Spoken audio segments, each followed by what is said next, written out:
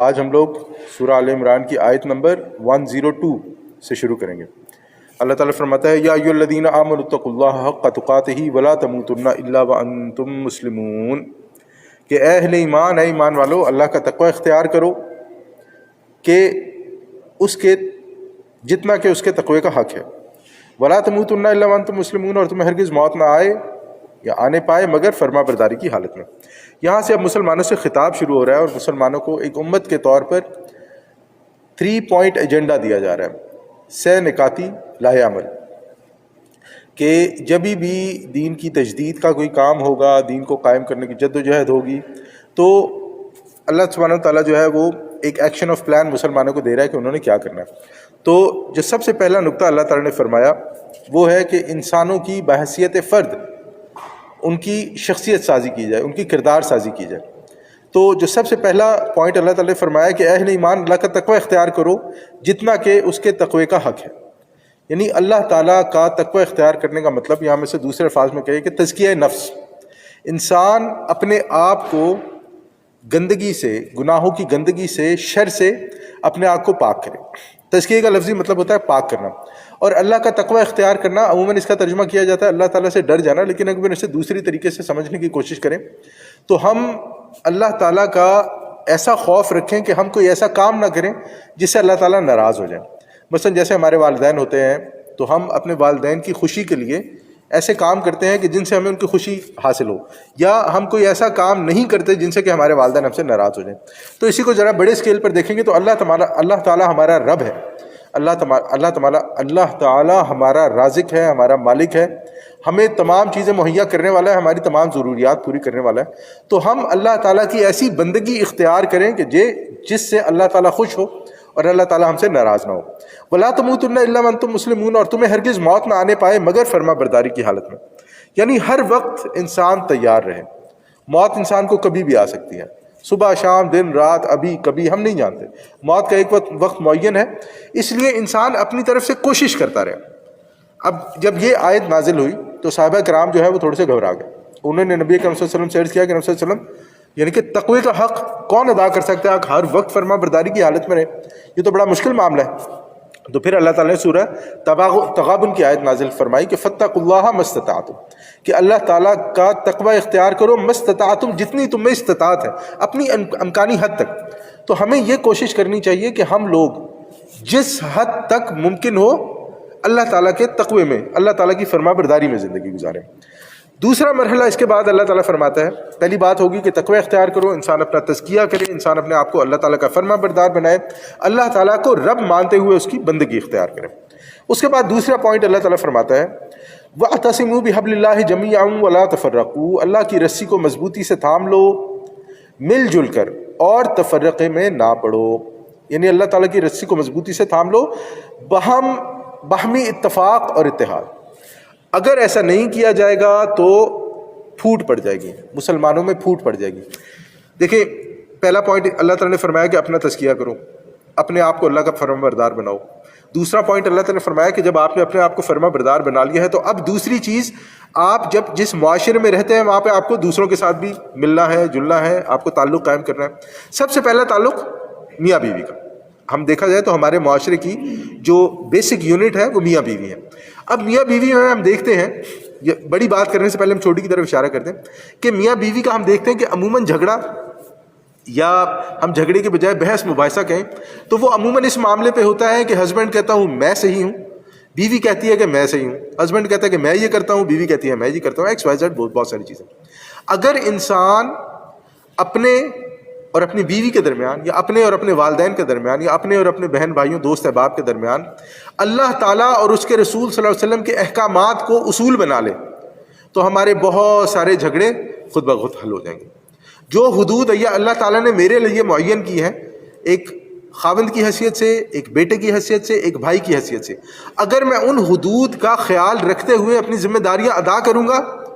تو کسی کو کوئی مسئلہ نہیں ہوگا۔ اور اسی طرح جو حدود معین کی ہیں اللہ تعالیٰ نے ایک عورت کے لیے، ایک بیوی کی حیثیت سے، ایک ماں کی حیثیت سے، ایک بیٹی کی حیثیت سے، ایک بہن کی حیثیت سے، اگر وہ ان حدود کا خیال رکھتے ہوئے اللہ تعالیٰ کی فرما برداری میں اپنے جو ذمہ داریاں ہیں اس کو ادا کرے گی تو جھگڑا نہیں ہوگا۔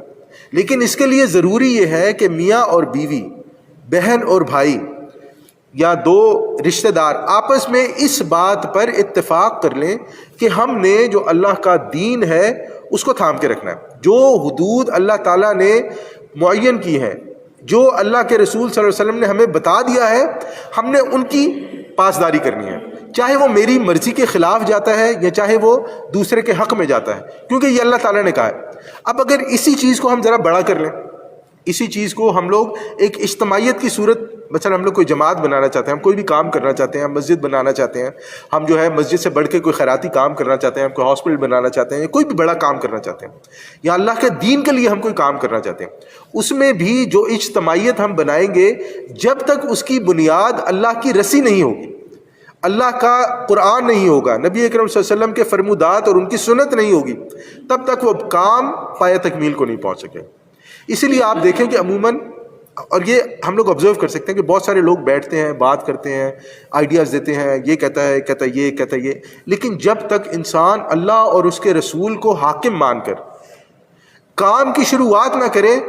کبھی بھی اس کام میں برکت نہیں پڑ سکتی. کام شروع ہو جائے گا، بیچ میں لوگوں کا جھگڑا ہو جائے گا، پھوٹ پڑ جائے گی. یا کئی بار ایسا ہوتا ہے کہ مسجد بن جاتی ہے، ہاسپٹل بن جاتا ہے، چلانے والا کوئی نہیں ہوتا، یا چلانے والے ہوتے ہیں ان میں آپس میں پھوٹ پڑی ہوتی ہے. اور کبھی جو آپ دیکھتے ہیں کہ مسجد کی طرف سے کوئی ایک کام نہیں ہوتا، دوسرا نہیں ہوتا، کوئی تیسرا ہوتا ہے تو پہلا کام رک جاتا ہے. تو ہمارے لیے یہ سمجھنا بہت ضروری ہے کہ انسان کو گمراہی کے گھڑے سے نکالنے کے لیے اللہ تعالیٰ نے اتارا قرآن، اور ساتھ اللہ تعالیٰ نے نبی اکرم صلی اللہ علیہ وسلم کو مبعوث فرمایا، اور ان کی سنت اور اقوال جسے ہم حدیث کہتے ہیں وہ آج تک محفوظ ہے. اور وہ ایسے محفوظ نہیں ہے کہ بس دل کی اور محفوظ نہیں، بلکہ اس کی پوری ایک سائنس ہے کہ چین آف نریشنز کیا ہے، جو راوی کون ہوتے ہیں، اس کی اسناد کیا ہے، متن کیا ہے، کیسے محفوظ کیا گیا. تو ہمارے لیے یہ جاننا بہت ضروری ہے کہ جب اللہ تعالیٰ نے فرمایا کہ اللہ کی رسی کو مضبوطی سے تھام لو، تو ایک اس سے مراد قرآن ہے اور نبی صلی اللہ علیہ وسلم کی سنت ہے. اور اگر ہم اسی کو دوسرے لفظ میں دیکھیں یا دوسری اس کو ہم کریں تو اس سے مراد اللہ تعالیٰ کا دین ہے. اللہ تعالیٰ کا دین یعنی اللہ تعالیٰ کا دین وہ رشتہ ہونا چاہیے کہ جس کے ذریعے سے انسان کا اللہ تعالیٰ سے تعلق قائم ہو، اور جو بھی اجتماعیت بنے وہ دین کی بنیاد پر بنے. اور اس کو اللہ کی رسی کو مضبوطی سے پکڑنے کا مطلب یہ ہو کہ انسانوں کی نگاہ ہمیشہ اصل میں دین کی اہمیت پر رہے، جو دین کی بنیادی تعلیمات ہیں، اساسی تعلیمات ہیں، اس پر رہے، جزویات میں پڑھ کر جھگڑا نہ کیا جائے. آج دیکھیں نا مسلمانوں کا جو باہمی جھگڑا ہے، یعنی کوئی مسلمان یہ کہتا ہے کہ شراب پینا حرام ہے، نہیں ہے. سب مانتے ہیں شراب پینا حرام، سب مانتے ہیں جھوٹ بولنا حرام ہے، سب مانتے ہیں نماز نہ پڑھنا کفر ہے، سب مانتے ہیں زکوٰۃ کا انکار کرنے والا اسلام میں داخل نہیں ہے. یہ تمام باتوں پر اتفاق ہے. جھگڑا کس بات پہ ہوتا ہے کہ نماز میرے طریقے سے پڑھنی ہے، تمہارے طریقے سے پڑھنی ہے. یا ہم یہ سمجھیں گے جو فقہ کی انڈرسٹینڈنگ ہے اس پر عموماً ایک دوسرے سے جھگڑا ہو جاتا ہے اور اس کی بنیاد پر فرقے بن جاتے ہیں. تو ہمیں یہ کرنا ہے، یعنی کہ یہ it's a topic in it self,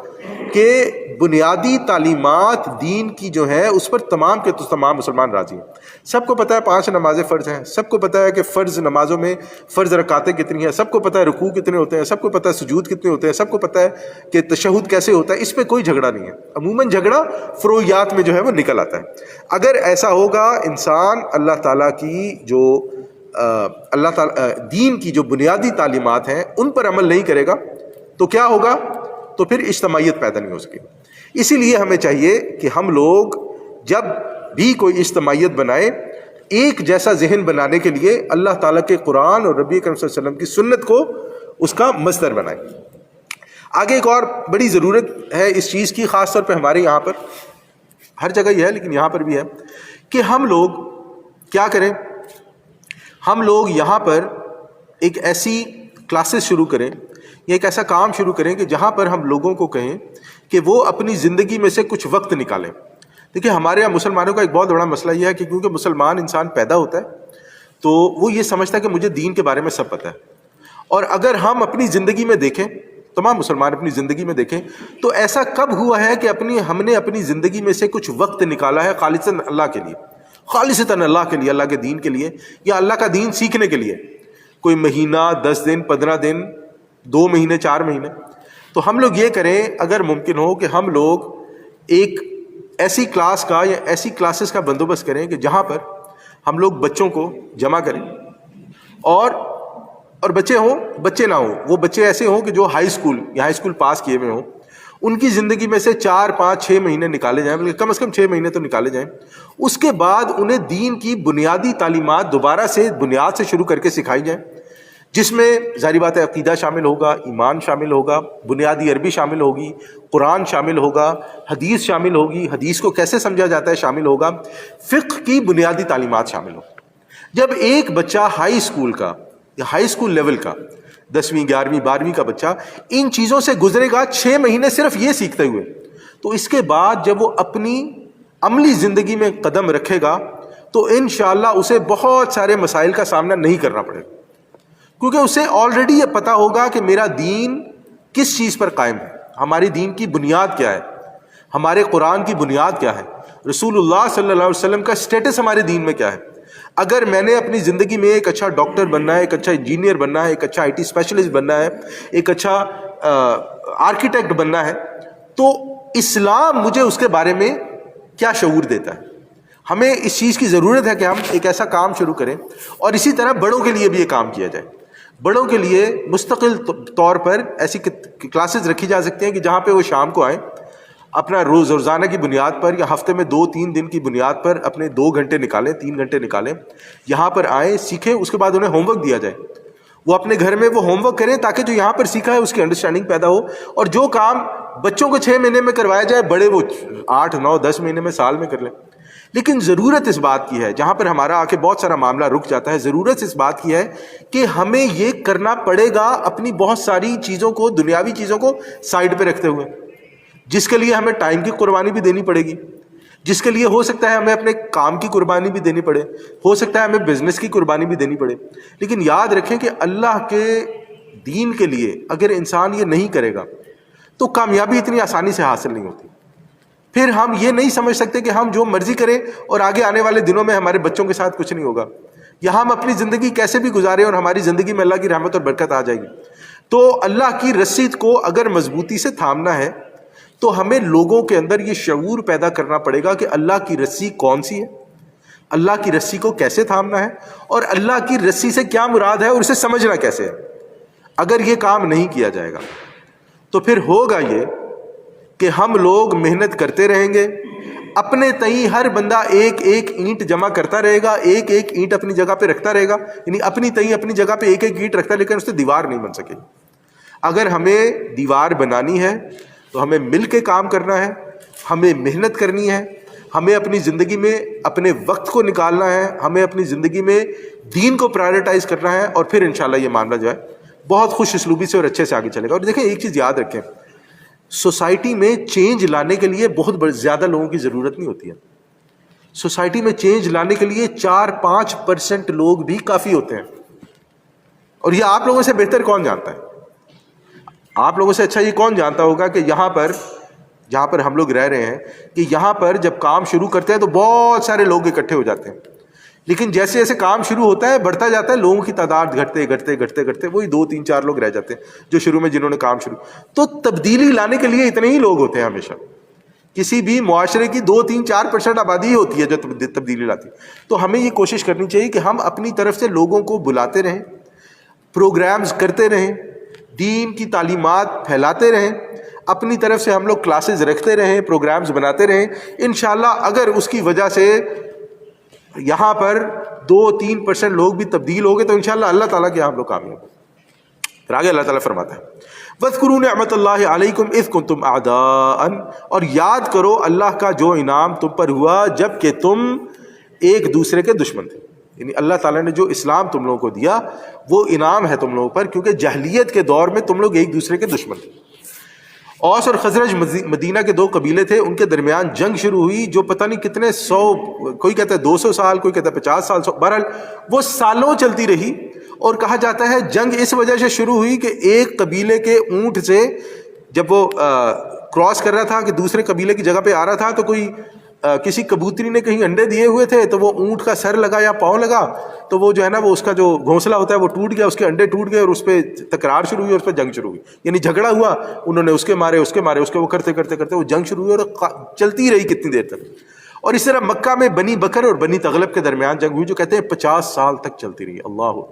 سوچیں جنگیں 50 سال چلیں گی تو کتنے لوگ مریں گے؟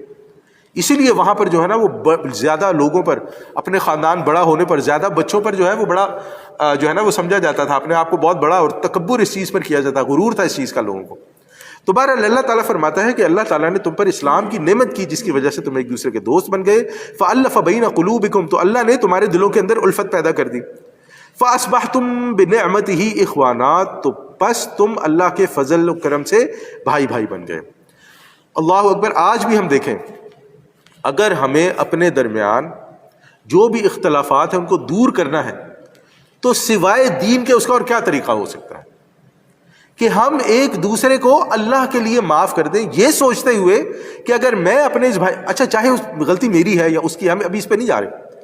لیکن یہ سوچتے ہوئے میں اپنے بھائی کے ساتھ اپنے تعلقات استوار کرتا ہوں، اپنی بہن کے ساتھ اپنے یہ تعلقات استوار کرتا ہوں کہ اللہ تعالیٰ قیامت والے دن جو میری غلطیاں ہیں، میری کوتاہیاں، اس دنیا میں جو میری غلطیاں کوتاہیاں، اللہ تعالیٰ ان پہ پردہ ڈال دے، اللہ تعالیٰ انہیں معاف کر دے. اس کے لیے ایمان یہ ہونا چاہیے.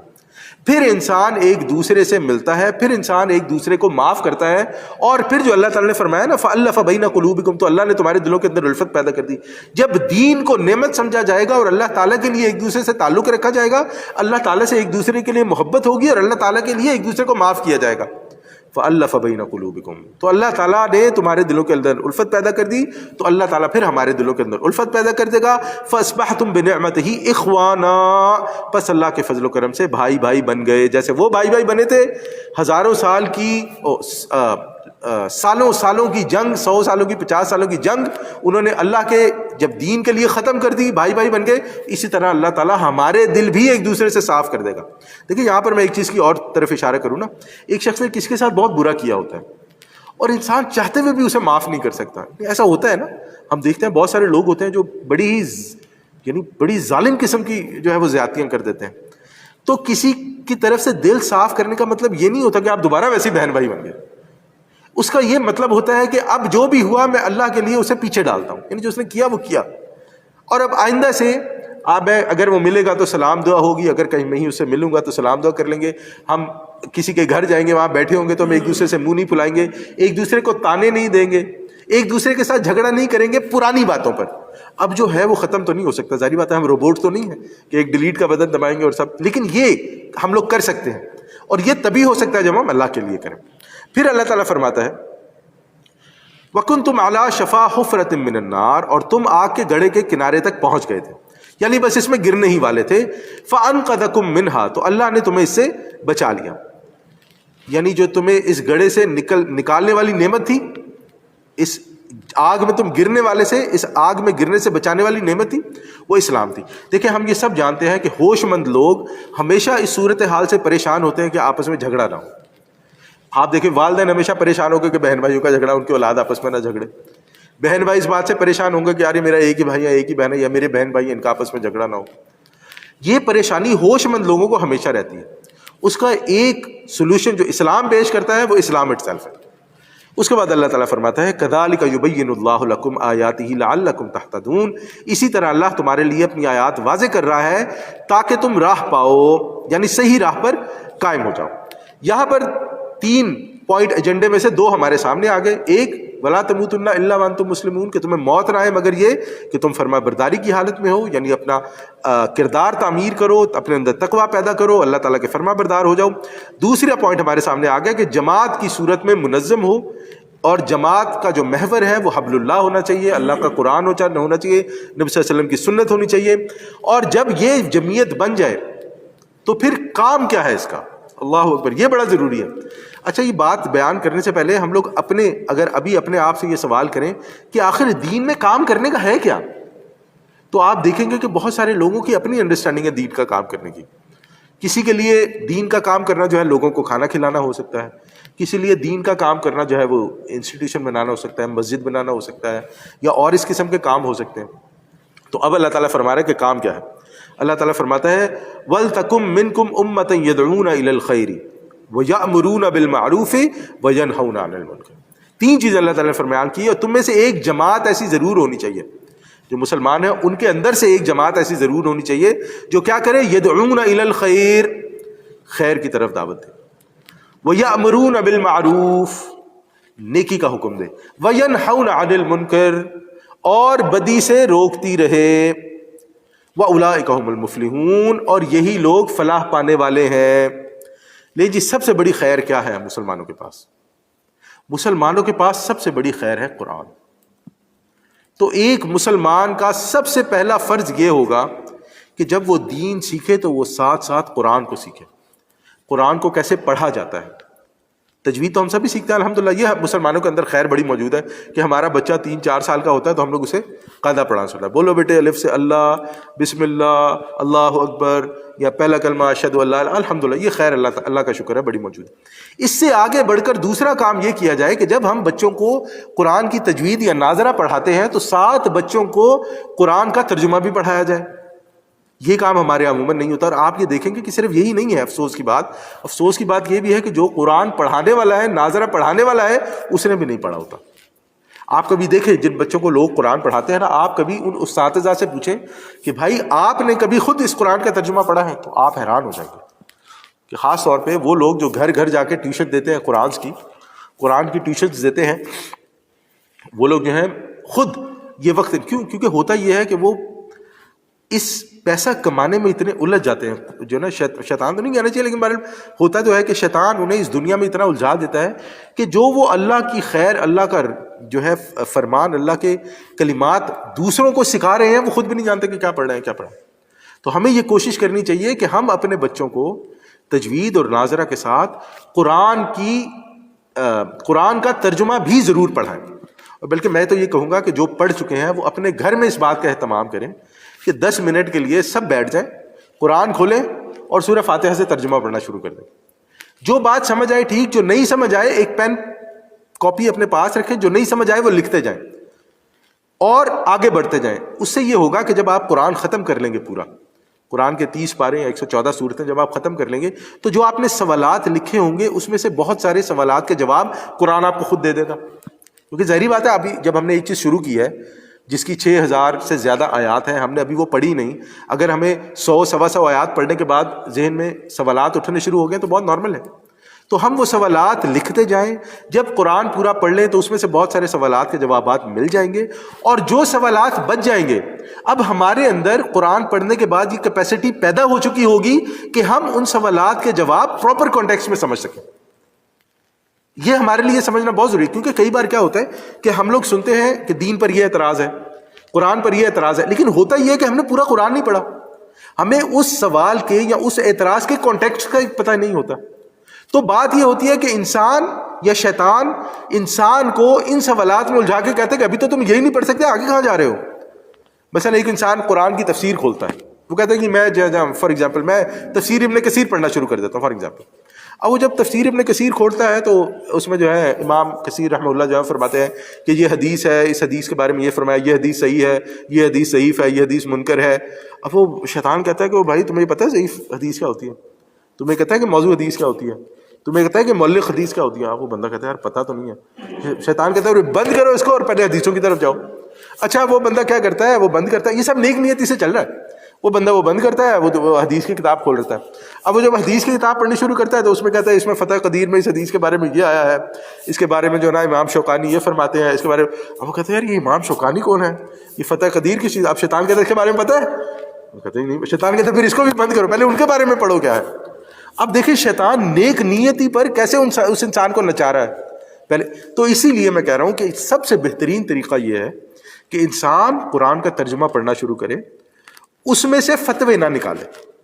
اس کو سمجھنے کی کوشش کرے، جو چیز سمجھ میں نہ آئے اس کو لکھتا جائے، جب پورے قرآن پہ سے گزر جائے تو جو سوالات رہ گئے ہیں اب وہ کسی عالم دین کے پاس بیٹھ کر ان کو سمجھنے کی کوشش کریں، انشاءاللہ بہت سارے معاملات کلیئر ہو جائیں گے۔ تو وہ یدعون الی الخیر والا معاملہ جو ہے کہ جو ہم میں سے جماعت نکلے گی یدعون الی الخیر کی طرف بلائے گی، اب وہ یہ جماعت کام کیسے کرے گی؟ اب وہ کانسیپٹ جو میں نے آپ کو بتایا تھا کہ ہم لوگ بچوں کو جمع کریں، ان کی زندگیوں میں سے 6-8 مہینے نکالیں، انہیں بیسک عربی سکھائیں، ایمان سکھائیں، عقیدہ سکھائیں، حدیث سکھائیں، نبی صلی اللہ علیہ وسلم کا اسٹیٹس بتائیں، فقہ سمائیں، قرآن کے کچھ مقامات کا ترجمہ اور تفسیر کریں۔ دیکھیں قرآن میں بہت سارے، جیسے سورہ یوسف ہے وہ پوری کی پوری سٹوری ہے، یا اسی طرح ہم دیکھتے ہیں کہ بہت سارے معاملات جو ہیں وہ بنی اسرائیل کے بارے میں ہیں. تو قرآن کے بہت سارے مقامات ایسے ہیں جو آلریڈی علماء نے جمع کیے ہوئے ہیں. ان مقامات کو ان بچوں کو سکھایا جائے کہ یہ قرآن کا پورا نچوڑ ہے. تو انشاءاللہ وہ لوگ ہمارے لیے کیا بنیں گے؟ امت بنیں گے جو یدعون الی الخیر کا کام کر سکیں گے. اور پھر اللہ تعالیٰ فرماتا ہے وَيَأْمُرُونَ بِالْمَعْرُوفِ وَيَنْهَوْنَ عَنِ الْمُنکَرِ، کہ وہ امر بالمعروف نیکی کا حکم دے اور نہی عن المنکر بدی سے روکے. دیکھیے یہاں پہ ہمارے لیے یہ بھی بڑا سمجھنا ضروری ہے کہ یہ امر بالمعروف اور نہی عن المنکر کیا ہے. ہم لوگ عموماً امر بالمعروف تو بڑے اچھے سے جانتے ہیں کہ نیکی کا حکم دو کہ یہ اچھا کام ہے کریں، یہ اچھا کام ہے، لیکن جو نہی عن المنکر ہے وہ کیا ہے؟ ہم لوگ عموماً نہی عن المنکر یہ سمجھتے ہیں کہ کسی کو برائی کرنے سے روکنا. بیسیکلی دیکھا جائے، بنیادی طور پر دیکھا جائے، کسی کو برائی کرنے سے روکنا، اسے آپ اچھائی کا حکم دے رہے ہیں. نہی عن المنکر تو پھر وہاں پر پھر مس ہو گیا. تو نہی عن المنکر سے یہ مراد ہو کہ جو برائی اٹ سیلف ہے اسے ختم کیا جائے. اب دیکھیں نا، ہم لوگ مثلا ایک مثال دیتے ہیں کہ ہم لوگ اس وقت مسلمان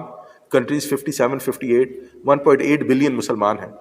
اور ہم لوگوں کے پاس ایک اپنا فائنینشیل سسٹم نہیں ہے. ہم لوگ اگر چاہیں بھی تو بھی ہم لوگ جو سودی بینکاری ہے اسے باہر نہیں نکل سکتے. اب یہاں پر منکر کیا ہوا؟ یہاں پر جو منکر ہے وہ سود ہے. اب جب تک مسلمان کوشش کر کے جو سودی بینکاری ہے اس کے مقابلے میں اسلامی معاشی نظام نہیں لے کر آئیں گے، آپ اس برائی کو کیسے روکیں گے؟ اگر آپ اس سے لوگوں کو نکالنا شروع کریں گے تو وہ سب سے پہلا سوال یہی کریں گے کہ آلٹرنیٹ،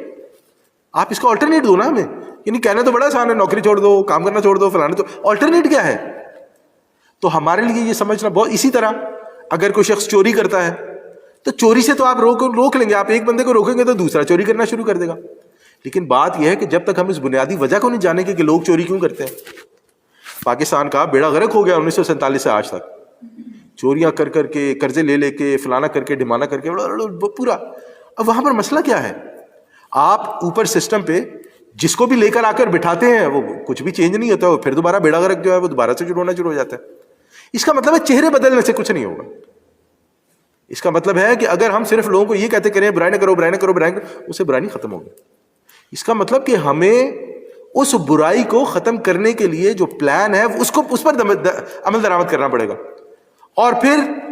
جب ایک بار آپ کے پاس ایک ایسا سسٹم بن گیا جو برائی کو نہیں پنپنے دیتا، تو آپ اوپر لا کر جس مرضی بد سے بد شخص کو بھی بٹھا دیں، جب وہ آپ کو سسٹم ہی برائی نہیں کرنے دیتا تو برائی نہیں ہوگی. نبی صلی اللہ علیہ وسلم نے کیا کیا؟ نبی صلی اللہ علیہ وسلم نے دین دیا مسلمانوں کو کہ آپ اس دین پر عمل پیرا ہو. جب آپ اس دین پہ عمل کرو گے تو آپ کی زندگی سے آٹومیٹیکلی جو برائیاں ہیں وہ نکلنی شروع ہو جائیں گی اور خیر و برکت والے معاملات چلنے شروع ہو جائیں گے. اور اسی کے بارے میں نبی صلی اللہ علیہ وسلم کی ایک حدیث ہے صحیح مسلم کی، یہ برائی کے بارے میں، کہ تم میں سے جو کوئی کسی منکر کو دیکھے، من رعا منکم منکرن فلیغیرہ بیدہ، تو اس کو اپنے ہاتھ سے روکے. اگر انسان کے اندر استطاعت ہے تو ہاتھ سے روکے گا. فإن لم یستطع، اور اگر اس کے اندر یہ استطاعت نہیں ہے، فبلسانہ، تو اپنی زبان سے اس کو برا کہے. فإن لم یستطع، اور اگر کسی انسان کے اندر یہ بھی نہیں ہے، پھر فبقلبہ، تو پھر اپنے دل کے اندر اس کو برا جانے. وذالک اضعف الایمان، اور یہ ایمان کا کمزور ترین درجہ ہے. دیکھیں آج کے مسلمان کی حالت یہ ہو چکی ہے کہ وہ برائی کو برا بھی نہیں سمجھتا. یعنی روکنے کی بات تو بڑی دور کی ہے، کہ آج کے مسلمان کا معاملہ یہ ہو چکا ہے کہ جب برائی کا معاملہ آتا ہے تو وہ یہ کہتا ہے یار سارے ہی کر رہے ہیں، اگر میں نے کر لیا تو کون سی بری بات ہے. اب دیکھیں سوچ کا فرق دیکھیں. اور ایک اس کے مقابلے میں مسلمان یہ کہتا ہے کہ میں کوشش کر رہا ہوں اسے نکلنے کی، مجھے اور کچھ مل نہیں رہا، کام چلانے کے لیے میرے پاس کوئی آلٹرنیٹ نہیں ہے، اللہ تعالیٰ مجھے معاف کرے، میں جانتا ہوں میں غلط کام کر رہا ہوں. سوچ کا فرق، کام وہ بھی وہی کر رہا ہے، کام وہ بھی وہی کر رہا ہے، لیکن ایک انسان کے دل سے ہی یہ بات ختم ہو چکی ہے کہ جو میں کام کر رہا ہوں وہ برائی ہے. تو ہمارے لیے پھر اس بات کی بڑی ضرورت ہے کہ ہم لوگ دین کو سیکھیں، سمجھیں، اس پر عمل کریں، تاکہ ہمارے اندر یہ سمجھ بوجھ بھی پیدا ہو. ہم زبان سے، اگر ہم ہاتھ سے روک سکتے ہیں ہاتھ سے روکیں، برائی کو زبان سے برا کہہ سکتے ہیں تو زبان سے برا کریں، اور اگر یہ دونوں کام نہیں کر سکتے تو کم از کم اپنے دل میں اس کو برا جانیں اور وہاں سے نکل جائیں، اس چیز کو چھوڑ دیں. پھر اللہ تعالیٰ فرماتا ہے وَلَا تَكُونُوا كَالَّذِينَ تَفَرَّقُوا، تو ان لوگوں کی طرح نہ ہو جاؤ جو فرقوں میں بٹ گئے. وَاخْتَلَفُوا مِن بَعْدِهِ مَا جَاءَهُمُ الْبَيِّنَاتُ، اور انہوں نے اختلاف پیدا کر لیے اس کے بعد کہ ان کے پاس واضح تعلیمات آ چکی تھیں۔ ظاہر بات ہے ہم سے پہلے قوموں کا بات ہو رہی ہے کہ وہ لوگ سب کچھ جانتے تھے، ان کے پاس اللہ تعالیٰ کی طرف سے انبیاء آتے تھے، رسول آتے تھے، ان کے پاس کتاب تھی اللہ تعالیٰ کی، لیکن اس کے باوجود انہوں نے کیا کیا؟ اپنے دنیاوی مفاد کے لیے لوگوں کے اندر تفرقہ پیدا کر دیا۔ اور آج بھی آپ دیکھیں کہ جو اوپر بیٹھے ہوئے لوگوں کا رول ہے وہ کیا ہے؟ وہ کہتے ہیں ڈیوائڈ اینڈ رول۔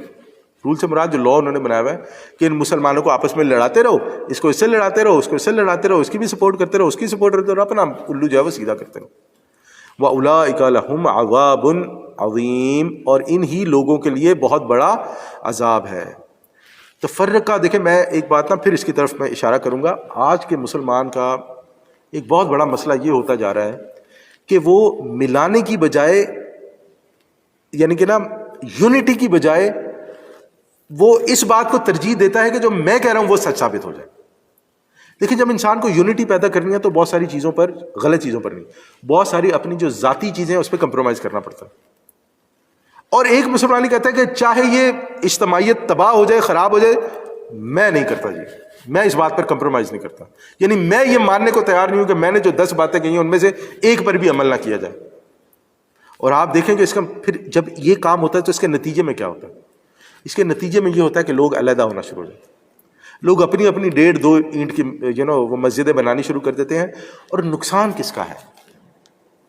نقصان اس شخص کا نہیں ہے جس کی بات نہیں مانی گئی، نقصان مسلمانوں کا ایک امت کے طور پر ہے۔ جو کام 10 لوگ مل کے کر سکتے تھے اب وہ کام ایک بندے کو گدھوں کی طرح بھاگتے ہوئے کرنا پڑتا ہے۔ اس کی وجہ یہی ہوتی ہے کہ جب اجتماعیت پیدا ہو تو جو اللہ تعالیٰ کے احکامات ہیں ان کی پاسداری نہ کی جائے تو ایک دوسرے سے جھگڑے،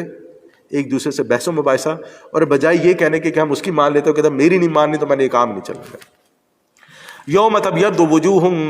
وجوہ وتسود وجوہ، قیامت کے دن جس دن بعض چہرے بڑے روشن تابناک ہوں گے اور بعض چہرے سیاہ ہوں گے۔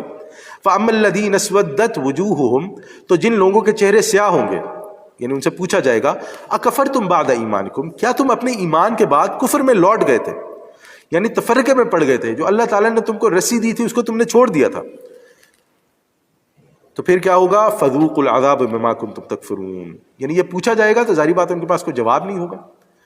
تو اللہ تعالیٰ فرمائے گا فَذُوقُوا الْعَذَابَ، تو اب مزہ چکھو اس عذاب کا، بِمَا كُنتُمْ تَكْفُرُونَ، اس وجہ سے، اس کے باعث کہ جو تم کفر کرتے تھے، اپنے دین میں بہت سے بے اصل اور باطل باتوں کو شامل کر لیتے تھے، اپنی ضروریات کے تحت دین کا انکار کر دیتے تھے، اپنی ضروریات کے تحت دین کی اصل سے نکل جاتے تھے۔ اور دیکھیں آج کا مسلمان، پھر میں وہی کہوں گا، افسوس اس بات کا ہوتا ہے کہ ہم لوگ اپنے مفادات کو دین پر ترجیح دیتے ہیں۔ ہم یہ نہیں سوچتے کہ اگر ہم اللہ تعالیٰ کے لیے کسی غلط کام سے پیچھے ہٹیں گے، اگر ہم دین کے لیے کسی بات پہ کمپرومائز کریں گے، اگر ہم دین کے لیے اپنے کسی بہن بھائی کے آگے جھک جائیں گے تو کیا ہوگا؟ ہم کہتے ہیں کہ ہماری ناک نیچے ہو جائے گی، لیکن اللہ تعالیٰ فرماتا ہے کہ اگر تم ایسا کرو گے، یعنی کہ دین کے لیے اجتماعیت اختیار کرو گے، اللہ کے دین کا کام کرو گے، تو تمہارے معاملات میں خیر و برکت آنی شروع ہو جائے گی۔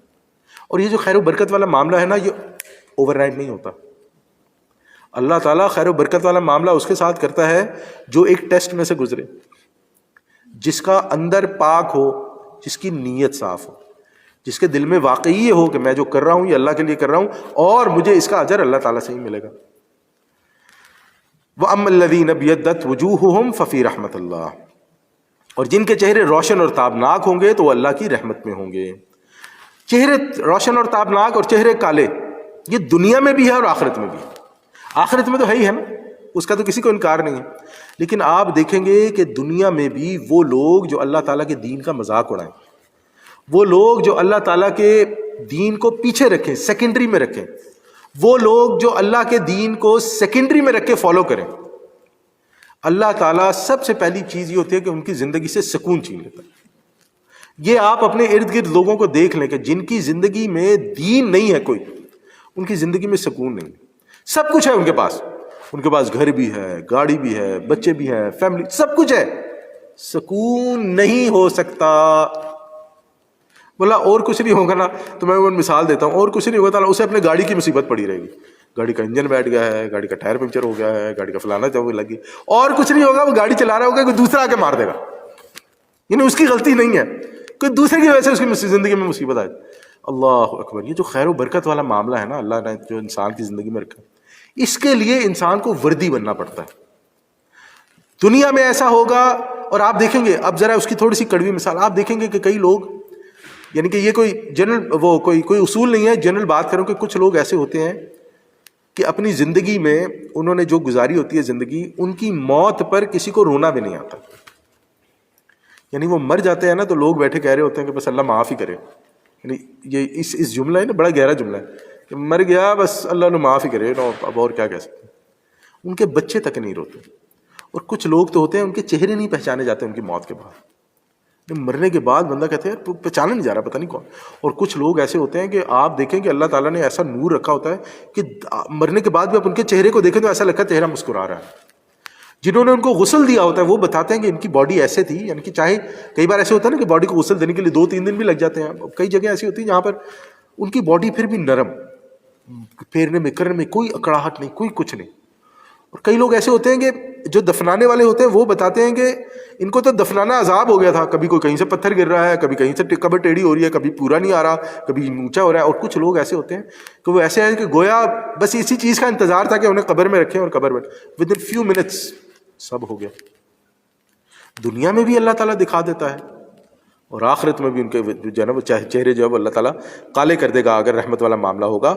نہ ہوگا۔ ہم فیہا خالدون، اور وہ اسی میں ہمیشہ رہیں گے۔ تلک آیات اللہ، یہ اللہ تعالیٰ کی آیات ہیں، اللہ اکبر۔ تلک آیات اللہ، یہ اللہ تعالیٰ کی آیات ہیں، نتلوہا علیک بالحق، جو ہم آپ کو پڑھ کر سنا رہے ہیں حق کے ساتھ۔ دیکھیں جو باطل کو فالو کرتا ہے نا، ایک چیز یاد رکھیں، جو بھی باطل انٹروڈیوس کرتا ہے یا باطل کی بات کرتا ہے وہ ہمیشہ باطل کو چھپاتا ہے حق کے بیچ میں۔ مثلا ایک چیز کو اللہ تعالیٰ نے منع کیا ہے، اب وہ شخص کیا کرے گا کہ وہ شخص دین سے وہ باتیں نکال کر لائے گا جو اس کی فیور میں جاتی ہوں گی، اس کے بعد ان باتوں کے بیچ میں وہ جو باطل ہے اس کو رکھ کر بیان کرے گا، اور عام عوام الناس جو دین سے بہت زیادہ واقف نہیں ہے وہ کہیں گے واہ جی واہ، مولوی صاحب نے کیا مسئلہ بیان کیا۔ دین میں مسلمانوں میں ایک مرد ایک عورت سے ہاتھ نہیں ملا سکتا، کسی کو پسند ہے کسی کو نہیں پسند ہے، ایک اپنی ذاتی پریفرنس پہ کرتا ہے نا، یا آپ ذاتی پریفرنس پہ کرو جو مرضی کرو، وہ آپ کا اور اللہ کا معاملہ ہے، لیکن یہ مت کہو کہ دین میں ایسا ہے۔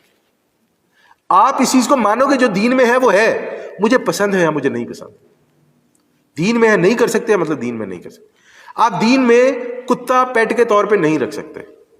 بھئی آپ کی پرسنل پریفرنس ہے، آپ رکھنا چاہتے ہو، آپ ایک نہیں آپ 10 کتے رکھو یار، لیکن یہ مت بولو کہ دین کہتا ہے 10 کتے رکھ سکتے، یہ بولو کہ مجھے 10 کتے رکھنے، تو آپ رکھو نا یار، آپ اللہ کو جواب دو گے، آپ دین کو کیوں بیچ میں لے کر آتے ہیں؟ یہ معاملہ ہمارے یہاں بہت غلط ہے کہ اللہ تعالیٰ فرماتا ہے یہ اللہ تعالیٰ کی آیات ہے جو ہم آپ کو پڑھ کے سنا رہے ہیں حق کے ساتھ، اور آپ اس حق میں دوسروں کو خوش کرنے کے لیے یا اپنی کسی مفاد کے لیے آپ اس میں باطل کو شامل کرنا شروع کر، آپ اس میں ایسی باتوں کو شامل کرنا شروع کر دو جو پچھلے 1400 سال سے کسی نے نہیں کی، یا پچھلے 1400 سال میں چند لوگوں نے کی ہیں، اور اس پہ بھی علماء کا جو ہے وہ مجمع علیہ یہ موقف ہے کہ وہ غلط ہے، اور آپ وہ کو نہیں وہ میرے لحاظ سے تو وہ صحیح ہے۔ اللہ سے ڈرو، اللہ سے ڈرنا چاہیے۔ وَمَا اللَّهُ يُرِيدُ ظُلْمًا لِّلْعَالَمِينَ، تو اللہ تعالیٰ تو جہان والوں کے لیے ظلم کا ارادہ نہیں رکھتا۔ اللہ تعالیٰ عادل ہے، اللہ تعالیٰ رحمان ہے، اللہ تعالیٰ رحیم ہے، اللہ تعالیٰ کسی پر ظلم کر کے خوش نہیں ہوتا ہے۔ یہ انسان کے اپنے اعمال ہیں جو انسان کو ایسی چیز کی طرف دھکیل دیتے ہیں کہ جہاں پر اس کو اپنے کیے کے اپنے اعمال کی سزا بھگتنی پڑتی ہے۔ وَلِلَّهِ مَا فِي السَّمَاوَاتِ وَمَا فِي الْأَرْضِ، اور اللہ ہی کے لیے ہے جو کچھ آسمانوں اور زمین میں ہے۔ اللہ اکبر، اللہ تعالیٰ ظلم کرے گا، یعنی جو آسمانوں میں ہے جو زمین میں ہے جو کچھ بھی ہے وہ سب اللہ تعالیٰ وہ ظلم کرے گا۔ اس کو کس بات کی ضرورت ہے کہ وہ ظلم کرے؟ دیکھیں اللہ تعالیٰ کسی کے گناہ کو معاف کر سکتا ہے، اللہ تعالیٰ کسی کو اجر بہت زیادہ دے سکتا ہے، لیکن اللہ تعالیٰ کسی کے ساتھ یہ ظلم نہیں کر سکتا کہ اس کا اجر فار ایگزامپل 10 پوائنٹس بنتا اور اللہ تعالیٰ اسے 8 دے دے، یہ اللہ تعالیٰ نہیں کر سکتا۔ اللہ تعالیٰ 10 پوائنٹس کو 1000 کر سکتا ہے، اللہ تعالیٰ 10 پوائنٹس کو 10,000 کر سکتا ہے، 10 ملین کر سکتا ہے، لیکن اللہ تعالیٰ 10 پوائنٹس کو 9.99999 بھی نہیں کرے گا۔ وَلِلَّهِ مَا فِي السَّمَاوَاتِ وَمَا فِي الْأَرْضِ۔ اس دنیا میں، اس پورے یونیورس میں جو بھی آپ کہنا چاہیں، جو کچھ بھی ہے وہ اللہ تعالیٰ کا ہے۔ اللہ تعالیٰ ظلم کرے گا؟ اللہ تعالیٰ عادل ہے، اللہ تعالیٰ ظالم نہیں ہے۔ وَإِلَى اللَّهِ تُرْجَعُ الْأُمُورُ، اور بالآخر سارے معاملات اللہ ہی کی طرف لوٹا دیے جائیں گے۔ ہم جو بھی یہاں کر رہے ہیں، کسی کے ساتھ ظلم ہوتا ہے، اگر کسی کے ساتھ کوئی کسی کے ساتھ اچھائی کرتا ہے، جو بھی معاملہ وہ کسی کے ساتھ کرتا ہے، وَإِلَى اللَّهِ تُرْجَعُ الْأُمُورُ، بالآخر سارے کے سارے معاملات اللہ کی طرف لوٹا دیے جائیں گے۔ تو ہم اللہ تعالیٰ سے دعا کرتے ہیں جو بھی ہم نے پڑھا اللہ تعالیٰ اسے سمجھنے کی توفیق عطا فرمائے، اللہ تعالیٰ اس پہ عمل کرنے کی توفیق عطا فرمائے، اللہ تعالیٰ اس قرآن کو ہمارے لیے نور ہدایت بنا دے، اللہ تعالیٰ اس قرآن کو ہمارے لیے ہمارا امام بنا دے، اللہ تعالیٰ ہمیں یہ توفیق دے کہ ہم نبی کریم صلی اللہ علیہ وسلم پہ سنت پہ عمل کرنے والے بن جائیں، نبی صلی اللہ علیہ وسلم کی سنت پہ چلنے والے بن جائیں، اللہ تعالیٰ ہمیں اس بات کی توفیق دے کہ ہم دین کے لیے وہ کام کر سکیں جس سے ہمارا فائدہ ہو، ہمارے بچوں کا فائدہ ہو، ہماری سوسائٹی کا فائدہ ہو۔ اور ہم اللہ تعالیٰ سے دعا کرتے ہیں جو بھی ہمارے بہن بھائی بیمار ہیں اللہ تعالیٰ سب کو شفائے کاملہ و عاجلہ عطا فرمائے، جو بھی ہمارے بہن بھائی ہمارے عزیز و اقارب فوت ہو گئے ہیں اللہ تعالیٰ ان کی مغفرت فرمائے، اللہ تعالیٰ ان کے درجات بلند فرمائے، اللہ تعالیٰ ان کی تمام غلطی کوتاہیوں کو معاف فرمائے، ان کی نیکیوں کو زیادہ کر کے قبول فرمائے اور قیامت تک کے لیے صدقہ جاریہ بنا دے۔ ہم دعا کرتے ہیں کہ اللہ تعالیٰ انہیں قیامت والے دن متقین میں سے اٹھائے، متقین کا امام بنائے، انہیں قیامت والے دن اپنے عرش کے سائے جگہ دے، اللہ تعالیٰ انہیں جنتیوں کا لباس عطا فرمائے، اللہ تعالیٰ انہیں جنت الفردوس کے اعلیٰ درجوں میں جگہ عطا فرمائے، اللہ تعالیٰ ہمیں ان کے لیے صدقہ جاریہ بننے کی توفیق عطا فرمائے اور اللہ تعالیٰ ہمیں بھی جنت الفردوس میں ان کے ساتھ انشاءاللہ جگہ عطا فرمائے۔ وصلی اللہ، اس میں سے جو بھی کچھ بھی ہے اچھا ہے وہ اللہ تعالیٰ کی طرف سے، اگر کوئی غلطی کوتاہی ہے تو وہ میری کمزوری ہے، اللہ تعالیٰ مجھے معاف فرمائے۔ وصلی اللہ تعالیٰ علی خیر خلق اجمعین برحمتک یا ارحم الراحمین، وآخر الدعوانا